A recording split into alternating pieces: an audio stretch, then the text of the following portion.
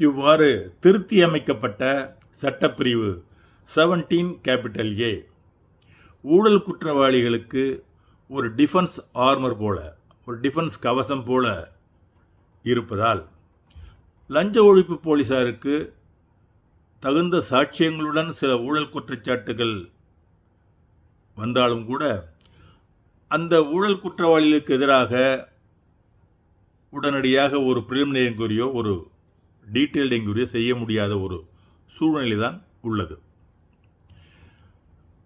பெரும்பாலான மக்கள் C group, D group, B group போன்ற அதிகாரிகள் தான் மக்களுடன் நேரடி தொடர்புடைய ஒரு அதிகாரிகள். அதனால் ட்ராப் கம்ப்ளைண்ட் வந்து யார் மேலே வரும்னு சொன்னால் அதிகபட்சமாக வர்றது சி குரூப், டி குரூப் மேலே வந்துடும். அக்கேஷனலாக பி குரூப் ஆஃபீஸர் மேலே கூட வரும். ஃபார் எக்ஸாம்பிள் இப்போ போலீஸார்னு எடுத்துக்கிட்டோம்னா எஸ்ஐ, ஹெட் கான்ஸ்டபிள்ஸ் போலீஸார் மேலே வரும். இன்ஸ்பெக்டர் மேலேயும் சில சந்தர்ப்பங்களில் வரும். அதே மாதிரி ரெவென்யூவில் விஓ மேலே, ஆர்ஐ மேலே வரும். தாசில்தார் மேலேயும் சில சந்தர்ப்பங்களில் வரும். அதே மாதிரி ஒவ்வொரு துறைகளையும் சி குரூப், டி குரூப் மேலே நிறைய ட்ராப் கம்ப்ளைண்ட் வந்துடும், ஈஸியாக வந்துடும். பி குரூப் மேலே அக்கேஷனலாக வரும். பட் ஏ குரூப் மேலேயும் அதற்கு மேலே உள்ள அந்தஸ்தில் உள்ள அதிகாரிகள் மேலேயும் வந்து பெரும்பாலும் ட்ராப் கம்ப்ளைண்ட் வராது. காரணம், அவர்கள் நேரடி மக்கள் தொடர்பில் இல்லை ஒன்றும்.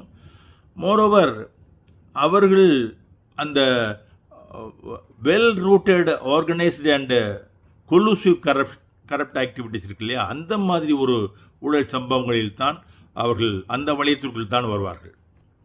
அப்படி அந்த வளையத்திற்குள் வருகின்ற சம்பவங்களை விசாரிப்பதற்கு ஒரு முதல் கட்ட விசாரணையோ ஒரு விரிவான விசாரணையோ செய்தால்தான் அடுத்த கட்ட ஒரு பிரைம் ஆஃபீஸர் இருக்கும் பட்சத்தில் அடுத்த கட்டத்திற்கு கொண்டு செல்ல முடியும்.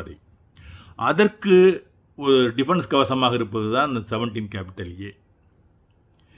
17A என்ற இந்த டிஃபென்ஸ் கவசம் இருக்கின்ற வரை அவ்வளவு எளிதில் முன்னனுமதி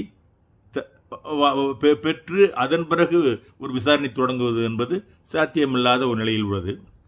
அப்போ அந்த முன்னனுமதி மேக்ஸிமம் 4 மாதங்களை கொடுக்கணும். ஆனால் கொடுக்க மாட்டாங்க. காரணம் என்னன்னு சொன்னால், எந்த ஒரு அரசு நிர்வாகத்தில் உள்ளவர்களும் தன் கீழ் பணிபுரிகின்ற தன் ஆதரவாளர்கள் மீது தன்னுடைய ஒரு ஆதரவாளர்கள் மட்டுமல்ல, தனக்கு வேண்டியவர்கள் தான் கை நீட்டினால், சுட்டு விரல் காட்டினால் ஓடி வந்து இட்ட பணியை செய்பவர்கள், அப்படி இருக்கின்ற சிலர் மீது ஊழல் குற்றச்சாட்டுகள் வந்தாலும் கூட அதை விசாரிக்கலாமா, விசாரிக்கக்கூடாதா, நடவடிக்கைக்கு உட்படுத்தலாமா வேண்டாமா என்று தீர்மானிக்கின்ற ஒரு சக்தி அரசு நிர்வாகம் தனக்கிட்டே இருக்கணும் அப்படின்னு நினச்சி தான் அந்த 17A அமெண்ட்மெண்ட் பண்ணியிருக்காங்க. ஊழல் குற்றச்சாட்டு ஒருத்தர் மேலே வருதுன்னு சொன்னால் லஞ்ச ஒழிப்பு போலீஸார் நீ நினச்சி உன்னால் வந்து அவங்கள நீ நடவடிக்கைக்கு உட்படுத்த முடியாதுப்பா.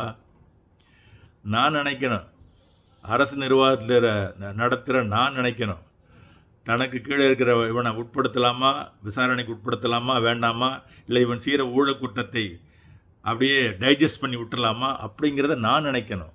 அப்படின்ற மறைமுக கருத்து தான் இந்த டிஃபென்ஸ் கவசமாக உள்ள 17A. ஆக நாட்டில் நல்ல ஒரு நிர்வாகம் வேண்டும், ஊழல் குற்றங்கள் ஒழிய வேண்டும், ஊழல் குற்றவாளிகளுக்கு கொஞ்சமேனும் ஒரு அச்சம் இருக்க வேண்டும். தவறு செய்தால் உடனடியாக நடவடிக்கைக்கு உட்படுத்தப்படுவோம் என்ற ஒரு அச்சம் இருக்க வேண்டும் என்று நினைத்தால் 17A என்ற இந்த அமெண்டட் செக்ஷன் மறுபடியும் நிர்வாகம், அரசு நிர்வாகம், சட்டத்தை இயற்றுகின்ற இடத்தில் உள்ளவர்கள் அதை ரீகன்சிடர் செய்ய வேண்டும். அதை ரிப்பீல் செய்யலாமா அல்லது அதை மாற்றியமைக்கலாமா என்பது குறித்து ஒரு ரீகன்சிடர் செய்ய வேண்டும்.